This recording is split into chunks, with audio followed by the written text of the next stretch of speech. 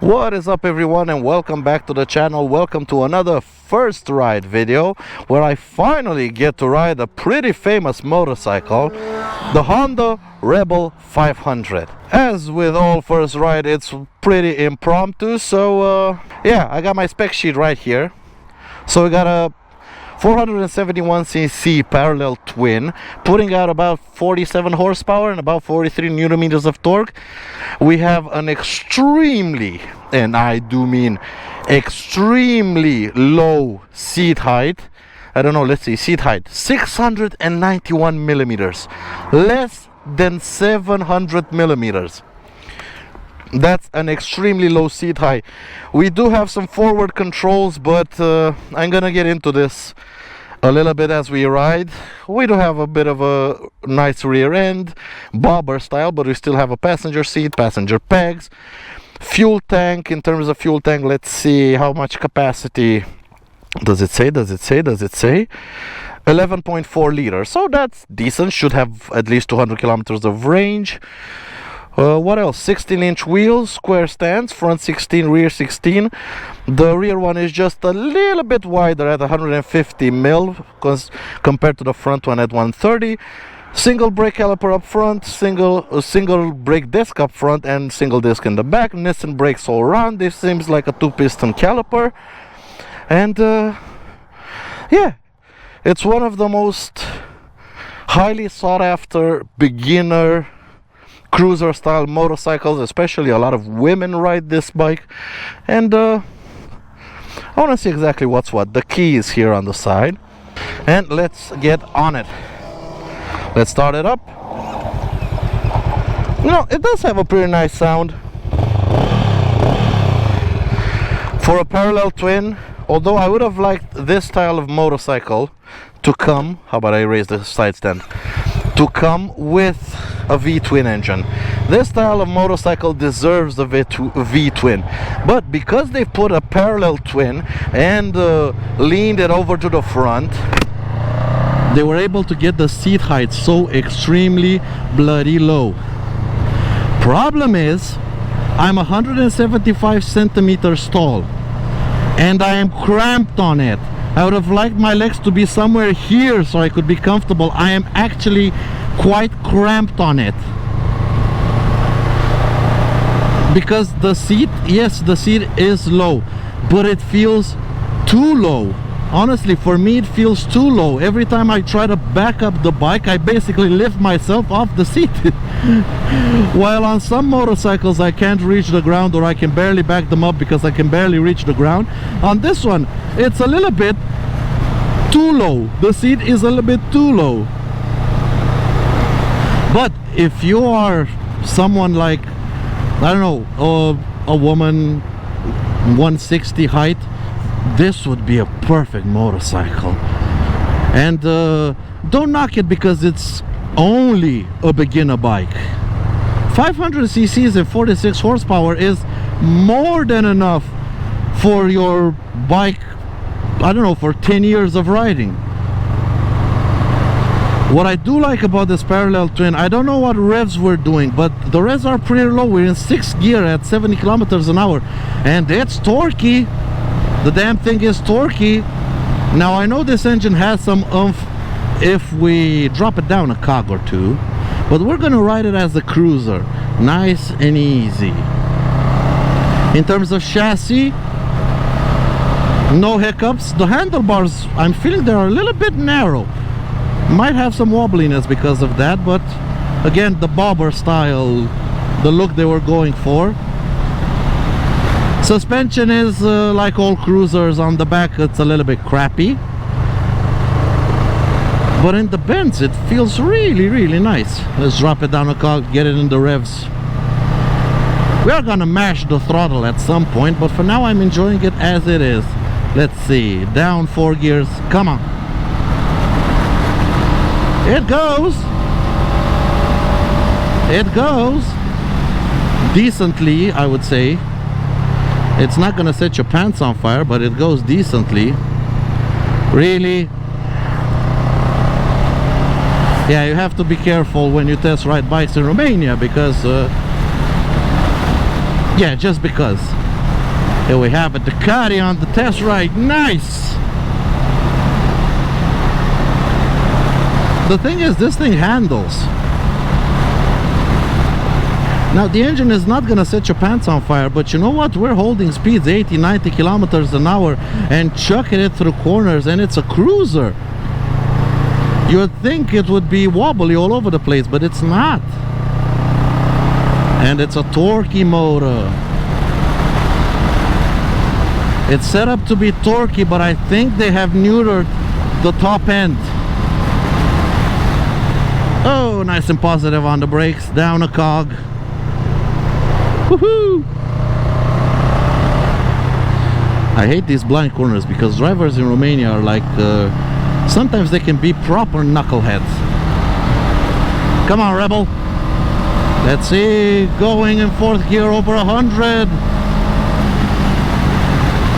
Yep, it goes. Decently powered, although I have ridden this Honda 500cc engine in different tunes on different bikes, and I don't know, this thing feels like it has decent amounts of torque low end, but it feels like the top end has been neutered a little bit. I mean, we have the same engine in a bike in our showroom, the Cove 500X or the Daytona Maverick, whichever way you want to call it, and it doesn't have this much low end torque, but it has a lot more top end. Going in for the overtake. Come on, Rebel. Up the hill in fifth gear. Yeah, it's going. You know what? It is.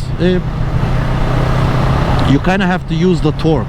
Nice part is the chassis is extremely positive, and the bike is light at about, I think it's 180 kilograms or something like that. It feels light, and thus the torque does propel you up the road. And also in the bends, it's very easy to chuck into the bends. It's confidence inspiring. Let's see here in the switchbacks, because the switchbacks are where it shows. Is it heavy? Nope. It feels light, it feels nimble, the torque is nice, it pulls out of the corner. Does it have a quick shifter? Well, not a quick shifter, but you can change gears clutchless if you just let off the throttle in the same moment that you tug on the gear shift. I don't know how these tires grip, but I'm not gonna go crazy in these bends. But if you want to mash it, yep, clutchless. Oh, the gearbox is positive. Like all Hondas, the gearbox is an absolute peach. In terms of rider comfort, the handlebars and my body are in a very, very good position, but like I've said, my feet are quite cramped. I would have liked a little bit more room. Let's chuck it into the bend. Come on, get on the power. Nah, it's tight. Get on the power. Get. Give it some.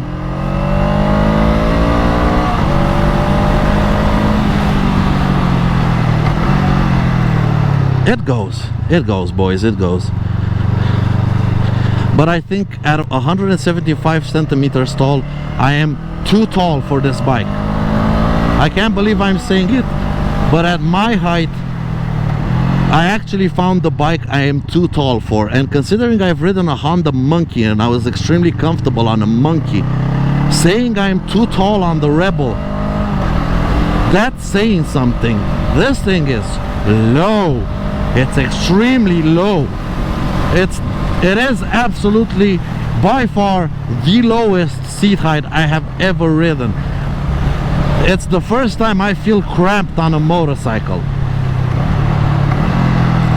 I can't believe I'm saying this, but I feel cramped on a motorcycle, and I would have loved the seat to be higher. No, but this twin cylinder engine, yes, you don't have the burble of a V-twin, but this engine is always a treat to ride. It's a small little parallel twin. It has torque, it has top end. I would have liked to have a rev counter, because I don't know how far I am in the revs. We're gonna try to keep it in lower gears because I'm starting to feel a bit of top end. It might have some top end, like here we're pulling, we're in second gear, third gear, we're going up to 100 kilometers an hour. It starts to pull at a certain point. I don't know at which RPM, but it really starts to tug on the handlebars. Nice and easy, chuck it into the bend. Yep, it's a nice bike. I can understand why beginners, I'm still not scraping anything, that means I'm not leaning too hard. But this engine is such a peach. It's such a little peach. Awesome machine. Alright, we're gonna flip it around. Or actually, no, we're gonna go a little bit higher. This is not my usually turning around point. It's a little bit higher up the hill. Woohoo! I always love coming to this event at Ryzhnov because there are a lot of bikes to test ride, and you test ride them here. This is where you get to know a motorcycle. You get to go through the gears. You tip it into switchbacks. There are sweeping corners. It's absolutely lovely. What I am really liking on this Rebel, because I have ridden this 500cc engine from Honda on different bikes, and they're all a little bit different. And what is nice on this one, you can tell it's made for beginners simply by the fact that the fueling is so docile. You open up the throttle and it's a cable style linkage. You open up the throttle and the thing doesn't jerk forward, although it could. It doesn't jerk forward. It slowly gives you the power that you requested, smoothly delivers the power. There's no jerking motion, which makes it extremely good for a beginner, and I mean extremely good. Let's find a place to turn it around. I think it's right here. Yep, good turning around place. Well, a little bit, I would have liked a little bit more angle from the handlebars, but yeah, it's okay.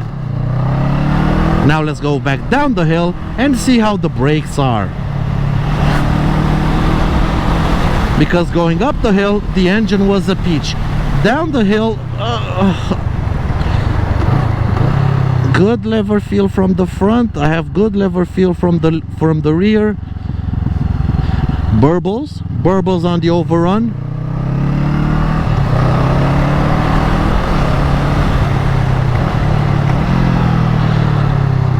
Again, positive handling.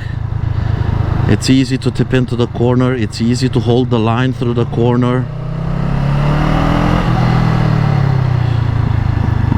The brakes, they're not something to write home about. I think twin discs up front would have been a little bit better, but then again, this is a cruiser. It's not a sport bike. If you want something, I don't know, get the CB500R if you want something with better handling and braking. But for what it is, it's good enough. The brakes are definitely good enough.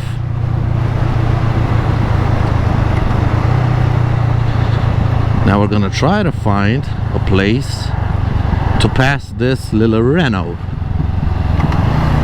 Let's get it in second gear so it can get some revs up, and I think here, yep, here. Woohoo! Easy on the brakes, going into bends. Yep, it's holding its line beautifully. If only you could get a Rebel like this with a higher seat. I know the main idea of the motorcycle, of this motorcycle, is to be low for women riders and beginners, and to that extent, if you are a woman, a short woman that's looking for a motorcycle and you haven't ridden this, I know it's a cruiser, some may not like cruisers, but honestly, if you are short enough, this is an awesome bike. Put a windscreen, put some bags on the back, you got yourself a continent crushing cruiser. Whoa, rear brake. We should have ABS. I think we do. Yeah, we have ABS, so we can trust the brakes. Got a little squirmy in the rear. I don't think the ABS managed to kick in because I caught it before the ABS kicked in, but it did get a little squirmy. But you know what? It didn't bite me. It didn't try to spit me off the bike. It has manners. This bike has manners.